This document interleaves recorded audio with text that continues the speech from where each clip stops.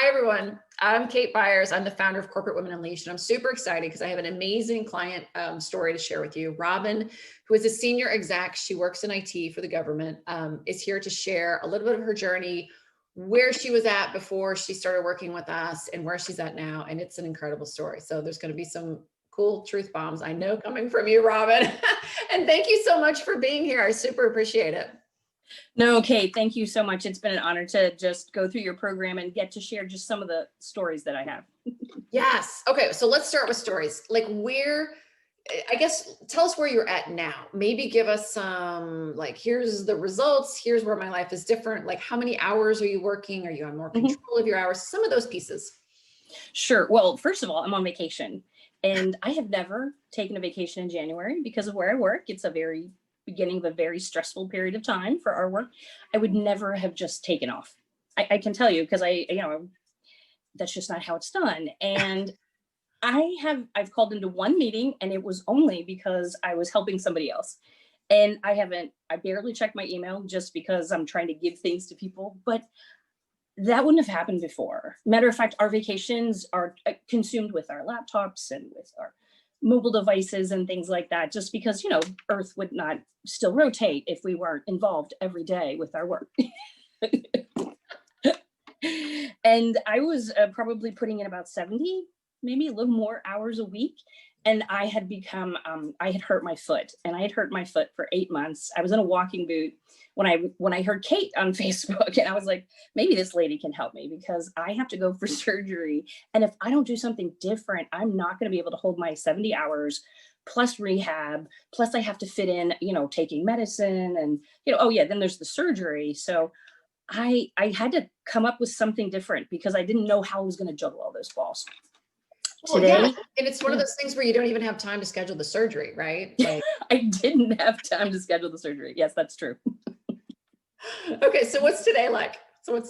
Well, like I said, I'm on vacation. It's a very busy point of time for us. I'm actually on to my second promotion. I'm just changing jobs again. And I took off and 40 hours maybe a week, sometimes 50, but the hours that I'm spending are such different. They're not doing what I think we called other people's work. You and I went through my 4 or 5 page to-do list that, yes, and you said, hey, look at this thing and tell me what's not yours. Right. And then what only can be done by you. Mm-hmm. And after the 5 things that were left on my list, I realized I had taken on the work of, I was trying to help my employees and help my peers and help my boss so much that I wasn't helping me. Yeah. I don't even have a to-do list, Kate. What? Robin, you lived and died by your to-do list. Okay, I do have a sticky because I forget things, but I have stickies, 3 things maybe on it, but that's it. That's like a miracle. It is like a miracle.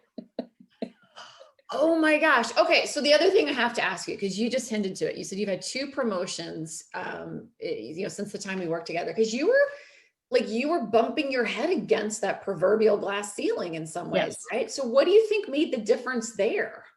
Well, we chatted about this, and I had been passed over, and it was getting ready to be the 3rd time for this promotion that my husband and I relocated to another state for this job. And we were told within 6 months I was going to get this, this position. And then one after another, someone else kind of bypassed me, and then I worked for them. And it was at that point when, I was perusing through Facebook when I saw you, and I was like, it's going to happen again. I could feel it. And one of the things we chatted about was that people needed to look at me differently because they were looking at me as a workhorse, right? I was getting things done.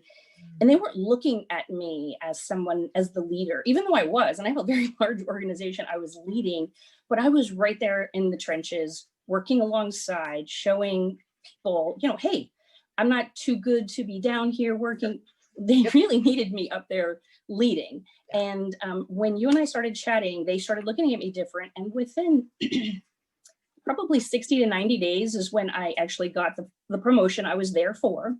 Yep. And then less than 8 months later, I had, I guess, impressed some people, and I asked for the next promotion. Oh, And that's something I'd never done before. I just said, well, they know what a good person I am and how hard I work. They just know these things. And I remember thinking, well, I had just lost my deputy, and it's not a good time for the company for me to move away. And I was like, screw it. And I think you and I had a little chat. I was like, you know what? I want this, and I'm going to be good at it, and you should pick me. yeah. And I will make sure that whoever comes in behind me, because now they had to have two people come behind me for both the director and the deputy position, I will make sure that they're successful. Yeah. And here we go. And there we it's go. all fine. Yes. Yeah. And so this month I'm starting my new job. I'm ending my other job. I'm in the transition period where I'm helping the two deputies the director and the deputy come along. Whoa. That's going on, and you're taking a vacation in the middle. Oh, I'm not talking to them now. Oh, okay. Got it. I'm talking to them next week. I sent them a text. You text me if you need me. I'm not checking email. I love it. And I did not attend any of the sessions yesterday where we doing our prep for the year. Yeah. Wow. And you know what? It's okay. And you're getting promoted, and you're working less than ever, Robin. I know. I can't believe it. I'm afraid somebody's going to catch on. Right? And I'm spending the time in things that I want to spend my time in, like working and developing young women into leaders. Yeah. I'm trying to, it's called improving our mentoring muscle, right? Teaching people how to mentor each other. I grew up in a small little town in West Virginia, and I remember if I got into trouble 5 houses down, I'd probably get my butt beat all the way, up the street. Right. And, or if somebody needed to tell, they wouldn't just tell my parents, they would correct me and tell me on. And so my grandmother called that, it takes a village to raise a child.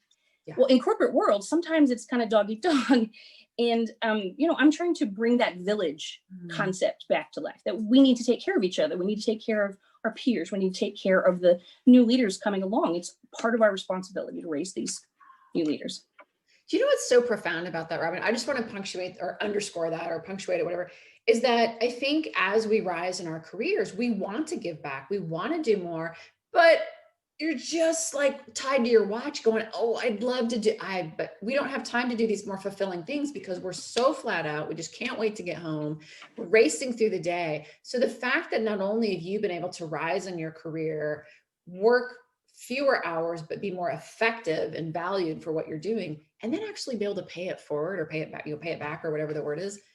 That's brilliant. How does that feel? That's going to be extraordinary. Seriously. Oh, I tell you, you and I chatted a little bit about this, being able to contribute in the way I'm able to contribute and have the energy left over to come home or be home has been fantastic. And I really don't think I would have gotten through 2020 without some of these tools that we've been providing. Now, I always have things to work on, as my husband reminds me. Thanks, honey. And I still carry my picture that we drew the very first time. That's awesome. Of, spending more time with Bill and my family and riding bikes and on the beach. And here we are. Well, let's talk about that, because I think that's another big thing that we struggle with. So we all are like, the first thing we have to move is the hours. Like, oh my gosh, I work so many hours. But for a lot of us, it's not just the hours in the office. A lot of times it's the hours in the head. Like, do you find you're able to disconnect better now? Do you have more energy? What's going on in, I guess, when you're not working? Is that improved? Right. Well, so for a while, I was much better organized, And also I tend to watch when I'm in meetings, because I see that I don't like silence. And I had started to volunteer, I have this extra time. Now I'm going to volunteer for this extra thing. And then it would get sucked up. My time would get sucked up. And so I've been kind of looking through my list of things I want to do. And I've been very particular about where I'm spending my time and prioritizing those things. And also what's important to my boss. That's been something I haven't been able to work on as much. And it's probably evident by the fact I didn't quite move up as quickly as I thought I would. Sure. But now I'm able to kind of concentrate on what they might need. Yeah. And that's been actually helpful too, because it helps me prioritize the things I'm going to pay attention to. And I am I'm coming in behind a gentleman who retired. And one of the first things he did was, Robin, here's all the things that I do. And I don't think you should do any of them except for maybe 2. He said, what I did was I absorbed the work of all these folks because I thought they needed me. And he goes, you're not going to be effective leader if you do that. Thank you. And so he actually, we had a transition meeting with each of those people about how they're going to take over that assignment. And they were to check in with me, they were to keep me updated, but I'm not to be the I'm not to be the decision maker. I'm not the day-to-day person. And that was really good advice too. Because sometimes, even though you know what you're not supposed to be doing or, how to do better, you just need to be reminded. Yeah. And it's just, and I call it rinse and repeat, right? Yep. Rinse and repeat. You'd have to keep trying and that didn't work quite right. Let me try it again. You do, totally. So how's it impacting at home though? Like, do you find that you're able to do, because I know we were also talking before we hit record, about your dad and being more involved with your family and things. Like, do you find you're now having the energy to do those things? Because I remember the very first call we had, you were like, Kate, I moved here to be near my dad and I'm not even seeing him, Yes. Like it was at that point. It was at that point. And I felt so bad, at 82, you just never know when your father's not going to be around anymore. And with COVID, one of the things that I'm sure many of you have experienced this, you had elderly people who didn't quite understand it. And so Walmart was his thing. And I was like, you cannot go to Walmart. You've got to stop going to Walmart because you're going to catch something and we don't know what this thing is. And so this summer, my husband and I set up a big tent outside of my house. We have radio and fans and drinks and, he would come by every day. I'd never know when. I'd be working, I'd look out and then there would be my dad walking through the backyard, picking up weeds or whatever. And we did projects all summer. We painted our deck, we put down mulch. He loves to do these kinds of things and he just really shouldn't be doing them by himself. And so I was able to 4 o'clock, okay, it's time, or in the middle of the day. And that is something that you called flow. And I've been trying to add it in. I didn't have a half an hour to go outside. I had 10 minutes and I did that 10 minutes. And that little bit of energy you got from that 10 minutes of being outside with him, or he and I would have lunch together every day, which is something we'd never had time to do. But I blocked it on my calendar and lunch with dad. And when I had to go take the dogs somewhere, I put that on my calendar. And what was interesting is I share my calendar with my with my other leaders. And they said, Robin, I see on your calendar time for you. Yeah. And I never thought of doing that, but I respect that you're doing it and I will keep people away from those times. And they started doing that themselves, putting time in their time and their day because we're all stuck at home. Right. We're all stuck at home. And we could have easily just kept on working hundreds and hundreds and hundreds of hours. Totally. And we did for a while, trying to get acclimated, trying to get, people mobile and trying to get people in their houses, the technology that they needed. But it was, I had this summer with my father and he got COVID in October. He's was in the hospital for a month and he's recovered. Thank the Lord. But you know what? I was able to be there for him and it's been wonderful. Robin, that's so beautiful. I love the tent with you've almost set up a little mini Walmart sort of experience for him outside your house. That's so precious. Oh my gosh. Oh my gosh. Okay. Let me ask you this. So I love what you just said about let's put some time for ourselves on the calendar because as highly successful women, we don't put ourselves first. We prioritize the company, the firm, the mission, the job, our people, our teams. But, I think a lot of us have tried that, we're like, okay, I put myself on my calendar and then someone bumps it. So what were some of the takeaways from the training that you learned that allowed you to do what you probably knew you should have done, but you weren't doing? What was the mental shift? Was it the psychology piece we teach? Was it just the awareness of needs? What do you think helped you make that switch? I think that the quality of my life started to change just with the little bit of changes that we made. First of all, the to-do list, right? Giving things back to people. Yeah. My quality of life was at the point that I was not sure what I was going to do with all this stuff coming in. And I just didn't know how I was going to have surgery and still balance everything. But once I was able to put aside that wasn't my stuff, I was deserting. It was actually their things. And I was doing them a big disservice. Once looking at it like that, I was making them stronger. And let me just say, 1 year later, it's about a year later, my managers are saying to me, I'm a stronger leader because of what you did. And let me just say, 3 out of 10 of them now are being considered for even higher positions, right? And those are the 3 that wanted to go, right? And it's wow, I should have done this earlier. And then when you start to see that first person grow and learn, and now you're trouting that person in front of the CIO and they're like, wow, I didn't even know that person existed. You have always briefed out on that project. And I was like, no, this guy's a rock star. He's great. And he can do it. Right. And Right. then that So it was feeds just getting you. a little taste of this is what life can be like. And so you wanted Yes. a more taste and a more taste and a more taste. And that just kept you going to create the changes. Yep. That's amazing. Good for you. Good for you. Thanks. That's what it takes. It takes that first little ray of sunshine to go, there is a different way.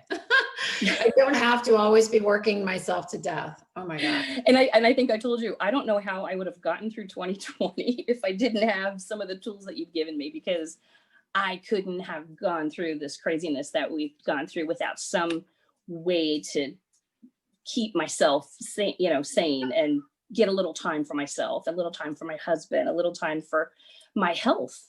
I mean, I want you to know that first thing I did was I have all my health appointments here in January, just like we talked about. I was a year behind in my appointments last time we chatted, like first time we chatted in September 2019. And here you are, healthy, and you've prioritized yourself. Your team is running. You are paving the way for others to get promoted because you're getting out of their way so they can be seen. You've had 2 promotions in 18 months, not even 18 months. And you're hanging out on the beach with your hubby and having fun. Like, hello. Yes.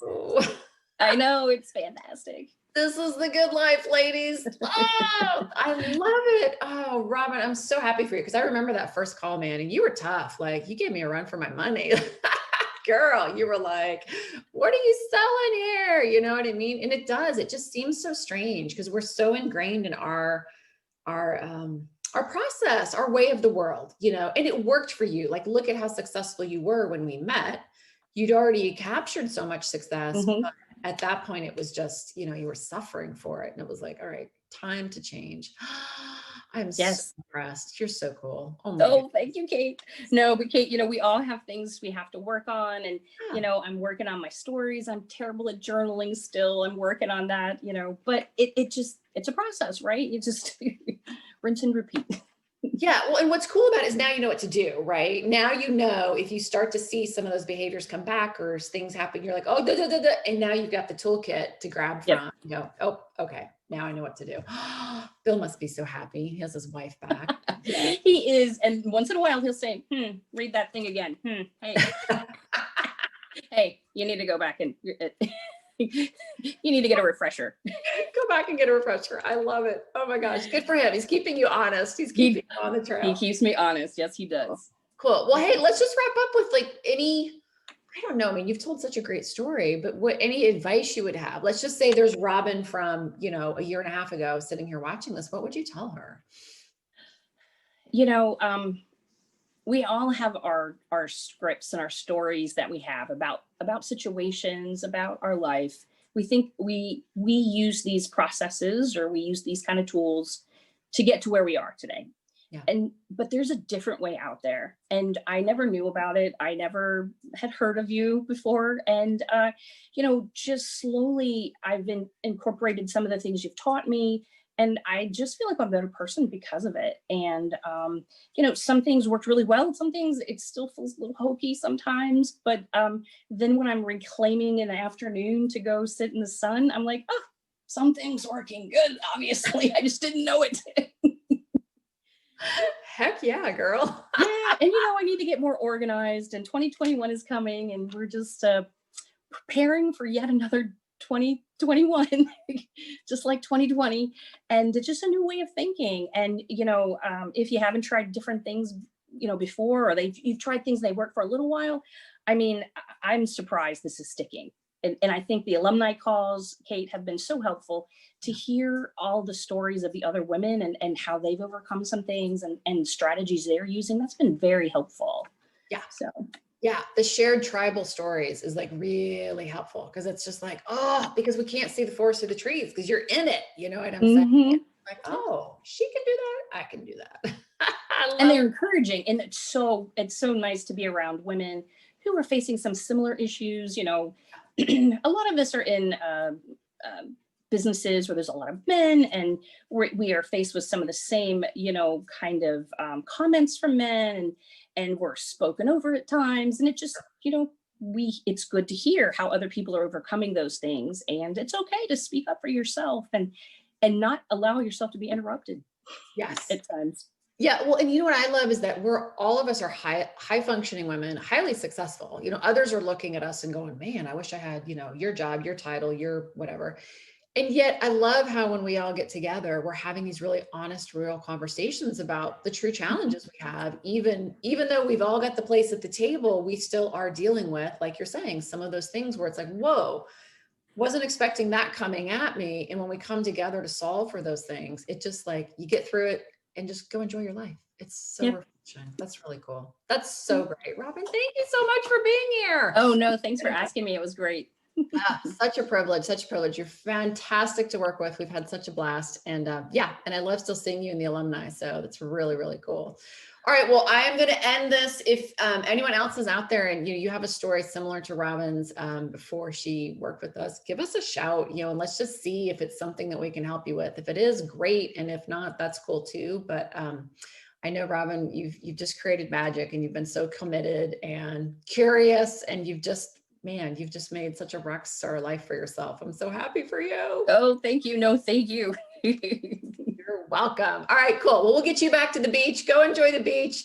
Okay. And thanks again. I really appreciate you being here. Hey, thanks, Kate. Bye-bye. Bye.